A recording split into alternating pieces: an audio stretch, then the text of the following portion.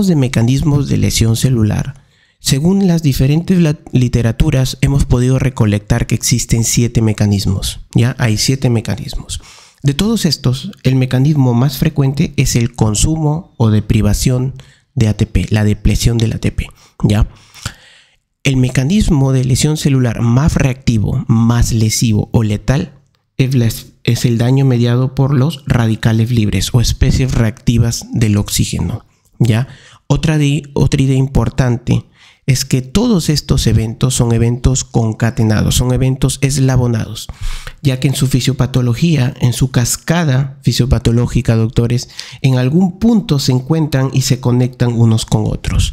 No se dan de manera aislada. Ya, es una importante idea. Por último, debo mencionarte que todos estos mecanismos en una fase temprana, precoz, tienen un grado de reversibilidad. Puede la célula retornar a su estado pre-injuria. Muy bien. Ahora abordemos entonces cada uno de estos. Empecemos por el consumo de ATP. Ya, uno de los más frecuentes, el más frecuente de hecho. Ya, recuerden que el aporte de ATP estaba determinado por la perfusión tisular de un órgano, importantísimo. Ya, y la perfusión tisular estaba determinada por el flujo sanguíneo arterial. Es la sangre que viene a nutrir. Esta sangre que viene a nutrir lleva oxígeno, lleva ATP y algunos nutrientes específicos, micronutrientes esenciales para la función correcta de tejidos. Ahora, todo lo que entonces genere una deprivación del flujo sanguíneo arterial generará un consumo del ATP porque se va a acabar, se consume, ¿ya? Así tenemos como causas obstrucciones intraluminales, que pueden ser estructurales, ¿ya? Como vemos una placa aterosclerótica de ejemplo, o también funcionales, un vasoespasmo que cierre a la arteria, ¿de acuerdo? Pero también encontramos causas extraluminales, la compresión por alguna masa tumoral, es un ejemplo muy característico, o por estructuras propias, como tenemos las estructuras óseas, lo que explica las úlceras por decúbito en pacientes postrados. Los reparos óseos llegan entonces a comprimir y hacer colapsar arterias. Eso genera isquemia y se produce una úlcera por esfacelación del tejido muerto. ¿Ya? Bien, entonces vamos a ver ahora la cascada. Se da una reducción del flujo sanguíneo arterial. La consecuencia inmediata es una disminución del aporte de ATP y de oxígeno, sustratos importantísimos para la correcta función de la fosforilación oxidativa, por lo cual esta también empieza a deprimirse. La consecuencia directa va a ser una menor producción de ATP. Ahora, ¿cuándo esta producción de ATP, doctores, es significativa a nivel molecular? Cuando la pérdida de la reserva energética alcanza el 5 al 10% de toda la reserva de ATP. ¿Ya? ¿Y por qué es ahí significativa? Porque fíjate, a partir de esa reducción se va a reducir el aporte de ATP a las principales bombas celulares que controlan ya la concentración de iones. Una de las más afectadas es la bomba sodio-potasio TPasa. Esta bomba sodio-potasio TPasa, recuerda, saca sodio y mete potasio. ¿Ya? Por lo tanto, si deja de funcionar, hay una depresión de su función, se quedará acumulado el potasio, el cual es una molécula con un potencial osmolito de 8 moléculas de agua. O sea, jala una molécula de sodio, 8 moléculas de agua. La consecuencia directa va a ser, doctores, que se va a inundar el citosol de agua. Ahora, en células que tienen un potencial de acción, ¿ya? La salida de potasio altera la conducción del impulso nervioso. ¿Ok? Entonces, mira las repercusiones moleculares que se están dando. ¿Y cuál va a ser entonces el patrón que vamos a encontrar? Precisamente vamos a encontrar acá el cambio hidrópico o el edema celular. El cambio hidrópico, específicamente su nombre, ya hace mención a una inundación únicamente citosólica. ¿Ya? Cuando el agua que ha inundado las calles empieza a meterse a las casas, es decir, a los organelos, ya no hablamos de cambio hidrópico. Vamos a ver de qué estamos hablando. Debo mencionarte que el primer organelo en inundarse es la mitocondria. Por ello, esto ha sido pregunta de examen. ¿Cuál es el organelo que de manera más precoz sufre daño? La mitocondria. ¿Ya? Muy bien. Ahora, el edema mitocondrial, ¿ya? Sumado al edema organelar, va a tener repercusiones. El edema mitocondrial disminuye también más la función del ATP. Y por otro lado, el edema dentro de los organelos, si hablamos del retículo endoplásmico, mira lo que va a generar. Cuando el retículo endoplásmico se dilata, va a desprender sus ribosomas, el rugoso, ¿verdad? Recuerden su biología. Estos ribosomas desprendidos le van a dar un aspecto arenoso a la célula, porque los ribosomas son basófilos, ¿ya? Y sumado de que el edema que se está dando en el citosol vuelve a la célula más pálida, ¿ya? Entonces esto le da un aspecto de tumefacción turbia, ¿ya? Entonces a ese patrón lo conocemos como la tumefacción turbia, ¿ya? No se olviden que ese es otro patrón de edema. Un edema con afectación del retículo endoplásmico rugoso y desprendimiento de los ribosomas. La consecuencia del desprendimiento de los ribosomas, recuerden que es la unidad funcional de la síntesis proteica a nivel intracelular, entonces va a generar una depresión de la síntesis de estas, ¿ya? Pero esos no son los únicos eventos que van a ocurrir. Por otro lado, ante una privación de ATP, doctores, ¿ya? Y una privación de oxígeno, ¿ya? La reducción de oxígeno va a obligar a la célula a conseguir energía por vías anaerobias, como la glucólisis. Las consecuencias van a ser de que se van a acabar las reservas de glucógeno. Y también en el proceso de glucólisis anaerobia va a haber una mayor producción de ácido láctico o lactato, ¿ya? Al ser un ácido, la consecuencia inmediata va a ser que se va a reducir el pH, el potencial de hidrogeniones. Y ¿qué va a estimular? Va a estimular a las bombas de hidrógeno y de sodio. Las bombas de hidrógeno y de sodio, ¿qué hacen? Sacan hidrogeniones para mantener un buen gradiente, un buen pH dentro de la célula y meten sodio, perpetuando así el edema. Lo van a amplificar. Muy bien. Ahora, el incremento de sodio no solo va a tener repercusiones al jalar agua, también lo que va a producir es despolarizar, activar canales de calcio dependientes de voltaje, ya que está despolarizando la célula, son cargas positivas. Por lo tanto, esta activación de los canales de calcio va a generar un influjo de calcio y generará un aumento así del calcio intracelular, que ya comentaremos entonces sus principales consecuencias, ¿ya?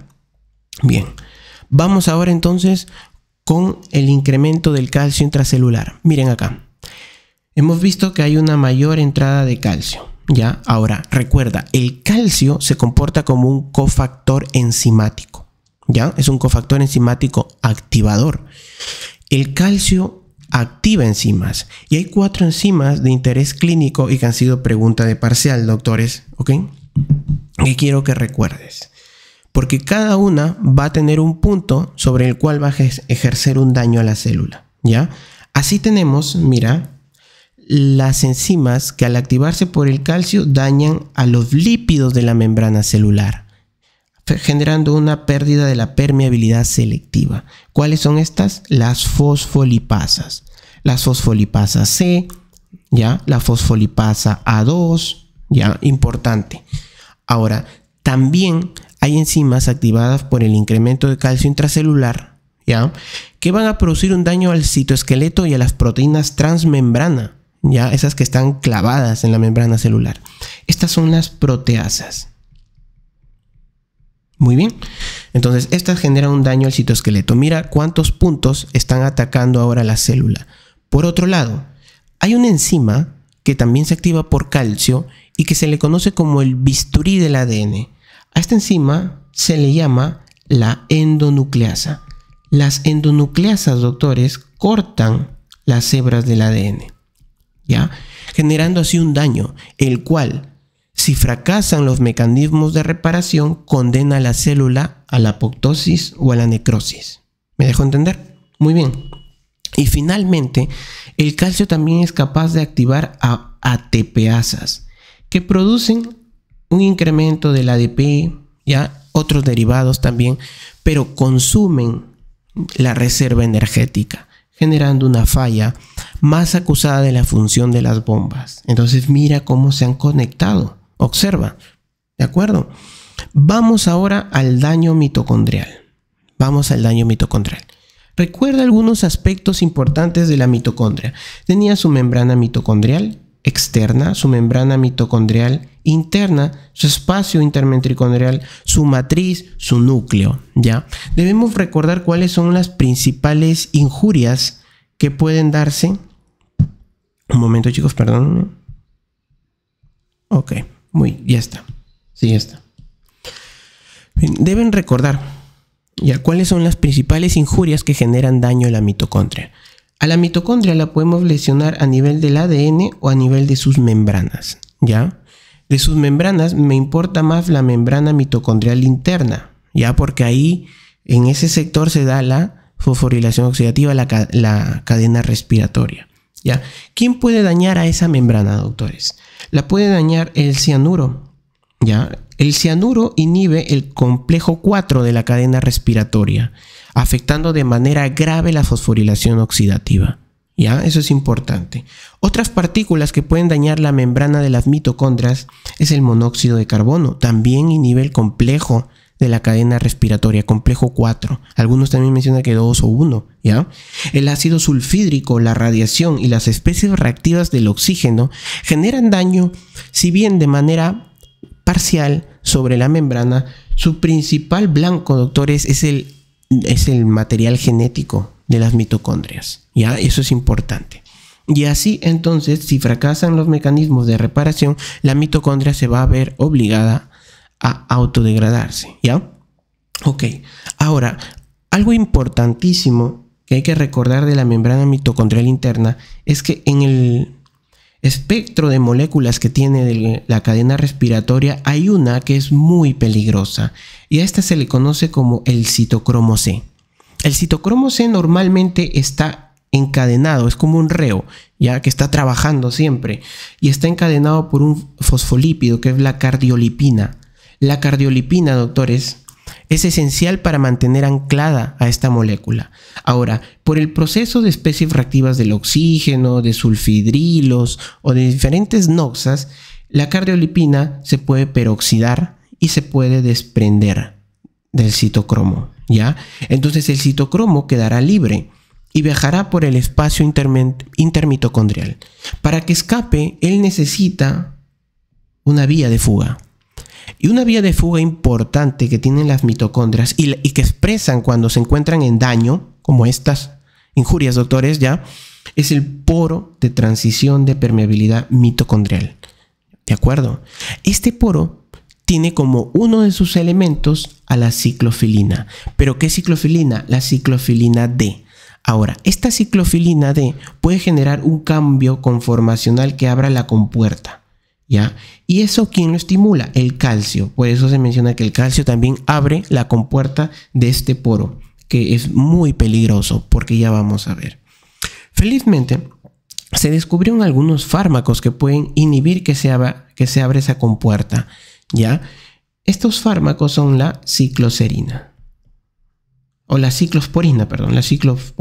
¿ya? La ciclosporina tiene la capacidad de inhibir entonces a la ciclofilina D, bloquear su acción, ¿ya? Muy bien. Ahora, ¿qué pasa si hay señales que abren a esta compuerta o que incrementan la formación de estos poros? Un ejemplo muy característico son las señales proapoptóticas. Generan que se formen más de estos canales y de que se abran, ¿ya? Entonces habrá una salida del citocromo C. Ahora, como un reo no rehabilitado, lo primero que va a hacer es buscar a su compinche, una molécula denominada el APAF1, ¿ya? El APAF1. Esto lo vamos a ver en apoptosis de manera más detallada, muy precisa, ¿ya? Pero por ahora, de introducción, debes saber que juntos conforman el apoptosoma. Entonces, mira, salida de citocromo C, formación de apoptosoma, y así es como ellos gatillan la apoptosis, porque activan caspasas iniciadoras, ¿ya? Muy bien. Ahora, dado que se está saliendo todo su material que estaba aquí, habrá una pérdida de hidrogeniones, lo que generará una alteración del gradiente de hidrogeniones que era necesario para la función de la fosforilación oxidativa y la cadena respiratoria, generando una depresión de ATP que afectará más entonces al daño que se está dando en la célula. Muy bien. Ahora vamos con el estrés del retículo endoplásmico. Recuerda lo siguiente.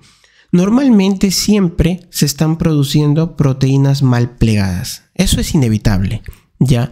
Sin embargo, nosotros tenemos mecanismos que van a contrarrestar, van a compensar estos errores del plegamiento. Tenemos así el mecanismo de las chaperonas. Cuando hay un mal plegamiento hay un incremento de la síntesis de chaperonas que buscan, en un resumen así escueto, reparar a las proteínas mal plegadas. Como se encuentra un error, entonces para la fábrica y dice, espera, hay que corregir primero este error y se reduce la traducción proteica. Pero hay casos en donde la proteína ya no se puede hacer más por ella y hay que marcarla para eliminarla. Esta es la vía de la ubiquitina proteasoma que les estudiaremos más adelante, ¿ya? Entonces la ubiquitina marca a estos péptidos para que estos sean reconocidos por el proteasoma y los degrade, ¿ya? Una vía que se conecta de manera estrecha con el mal plegamiento proteico también es la vía de las caspasas, que puede llegar a producir a la apoptosis. Ahora, cuando hablamos de estrés del retículo endoplásmico, el rugoso sobre todo, cuando la demanda de plegamiento supera la capacidad, ¿ya? Entonces se empieza a generar demasiadas proteínas mal plegadas. Esto produce un aumento de todos estos mecanismos, ¿ya? Y mira, uno de estos mecanismos es activación de caspasas y es por eso que puede generar un daño, ¿ya? Bien, ahora vamos con el daño a las membranas. El daño a las membranas es consecuencia de mecanismos que hemos descrito previo. Por ejemplo, el calcio por sí solo tiene un efecto citopático sobre la célula, ¿ya? Entonces genera daño. Las fosfolipasas que estaban activadas, doctores, ¿por quiénes? Por el calcio, ¿de acuerdo? También van a generar escisión de la membrana y lesionarla. Las especies reactivas del oxígeno, vamos a ver que tiene un mecanismo de peroxidación que las daña. Ahora, los blancos de membrana son entonces membrana mitocondrial, lisosomal o plasmática. Si la lisosomal se rompe, va a liberar enzimas también que tienen un efecto lesivo sobre la célula. Por ejemplo, hidrolasas, adeneasas, arreneasas, proteasas, glucosidasas. ¿Ya? Suelta muchas bombas, entre comillas, ¿ok? Marcadores importantes de que hay una lesión de la membrana celular son la producción de residuos, de metabolitos de actividad de degradación de membrana. Así tenemos la acilcarnitina, lisofosfolípidos y ácidos grasos no esterificados, ¿ya? Recuerden que esto ha sido pregunta de parcial, ¿ok? ¿Cuáles son los productos de degradación de la membrana? Esos son la acilcarnitina, lisofosfolípidos y ácidos grasos no esterificados. Muy bien.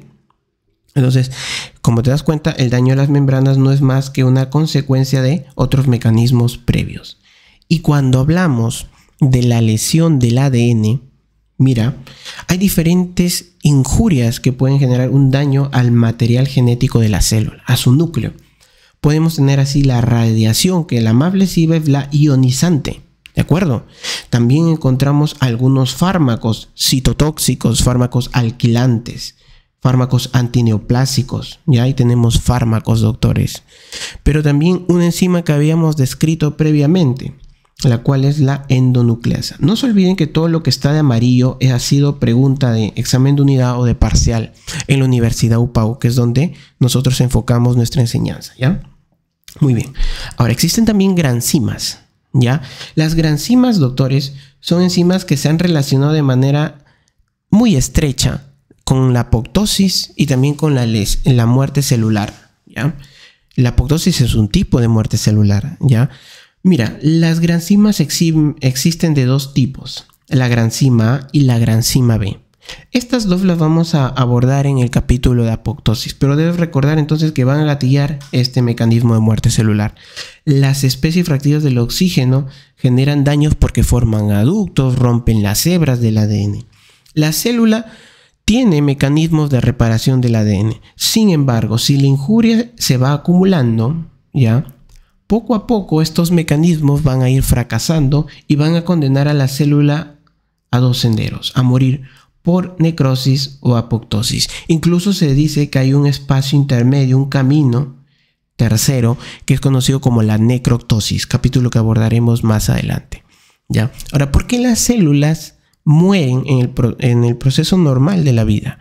¿Ya? Porque en el envejecimiento se ha reconocido un evento importante, que es la desaminación de tirosina uracilo. Entonces, esto es también un estímulo importante para la lesión del ADN. Muy bien, de acuerdo. Hablando ahora de las especies reactivas del oxígeno, chicos. Se podría decir que este es el punto más rentable de este tema, pero también uno de los más complicados. Debo mencionarte que los radicales libres o especies reactivas del oxígeno, ¿ya?, son moléculas que siempre se están produciendo en el proceso de reacciones redox, de la actividad del citocromo P450 o en todas las células que hacen fosforilación oxidativa, ¿ya? Por ello dicen que las mitocondrias son las que nos han dado la mortalidad. Algunos mencionan esto, porque estas nos hacen envejecer, ¿ya? Muy bien, entonces mira cómo se forman. En la mitocondria, que es el principal punto donde se están formando, el primer radical que se forma, radical madre, podríamos considerarlo, doctores, es el superóxido, que tiene esta simbología, o menos, o si no, un O2 y un puntito. ¿Qué significa? Que tiene un electrón desapareado, ya tiene un electrón desapareado, importante. Y ese electrón busca estabilizarse, por eso se llaman especies reactivas del oxígeno. Ya tiene un electrón inestable que reacciona con otras moléculas, ¿ya? Ahora mira, se formó el superóxido. Felizmente la mitocondria cuenta con un sistema de reducción de estos radicales libres, el sistema de la superóxido dismutasa. La superóxido dismutasa mitocondrial, que usa como cofactor al manganeso, por eso el manganeso se le considera como antioxidante porque ayuda a la buena función de esta, ¿ya? Transforma el superóxido en peróxido de hidrógeno, ¿ya? Y este peróxido de hidrógeno se desdobla de manera espontánea sin necesidad de alguna enzima en hidroxilo. Pregunta, doctores, de parcial: ¿cuál de todos los radicales libres es el radical más reactivo, más lesivo? El hidroxilo, ¿ya? Felizmente las mitocondrias también tienen otro sistema que lo va a reducir a agua, haciendo mezclas ahí con otras moléculas de hidroxilo. Esta es la glutatión peroxidasa, ¿ya? Muy bien. Entonces mira las enzimas antioxidantes, mira sus cofactores, ¿de acuerdo?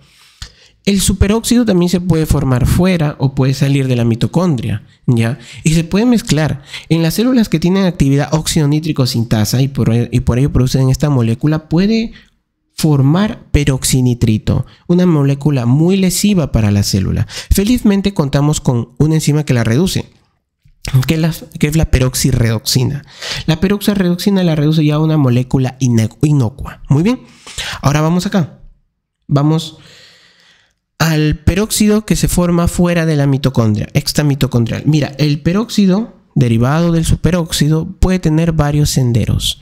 En los peroxisomas, ¿ya? En los peroxisomas, ¿ya?, el peróxido es desdoblado por la catalasa, ¿ya?, produciendo dos moléculas de agua y una molécula de hidrógeno cada par de peróxido manejado. Esto explica por qué se forman burbujitas en la reacción de catalasa que vas a ver en el curso de microbiología, ¿ya? Importante. Ahora, hay otras reacciones que pueden manejar y transformar al peróxido de hidrógeno. Una importante, que es en la que se mezcla peróxido con superóxido, es la reacción, pregunta de examen, doctores, de Haber-Weiss. ¿Ya? Reacción de Haber-Weiss. Usa como sustrato superóxido y peróxido para formar hidroxilo, que es más lesivo, ¿ya? Otra reacción importante. Ahora, esta reacción tiene una utilidad inmunológica que ya vamos a ver, ¿ya? Otra reacción es la reacción de Fenton. Acuérdate, para que la recuerdes, Fe de hierro. Usa como sustrato el hierro, pero también algunas literaturas consideran que el cobre. El hierro en su forma ferrosa reacciona con el peróxido y forma hidroxilo, y también el fierro pasa a una forma férrica, ¿ya? Importante, esa es la reacción de Fenton. Funciona también con cobre, ¿de acuerdo? Muy bien, mira las fracciones que estamos tocando. Ahora, el peróxido se formaba a partir de una superóxido dismutasa. En la mitocondria usaba manganeso. Acá usa en el citosol cobre o zinc, o ambos. Muy bien. Ahora, felizmente también en el citosol contamos con un sistema de glutatión peroxidasa que se encarga de desdoblar el peróxido en agua y en oxígeno. Una reacción similar a las catalasas, ¿ya? Para contrarrestar entonces a este radical libre. Ahora, hay una utilidad beneficiosa, doctores, de los radicales libres. Algunas células con capacidad inmunológica tienen la virtud de usar estos radicales para dañar a la célula. Un capítulo que explicaremos más a profundidad en inflamación.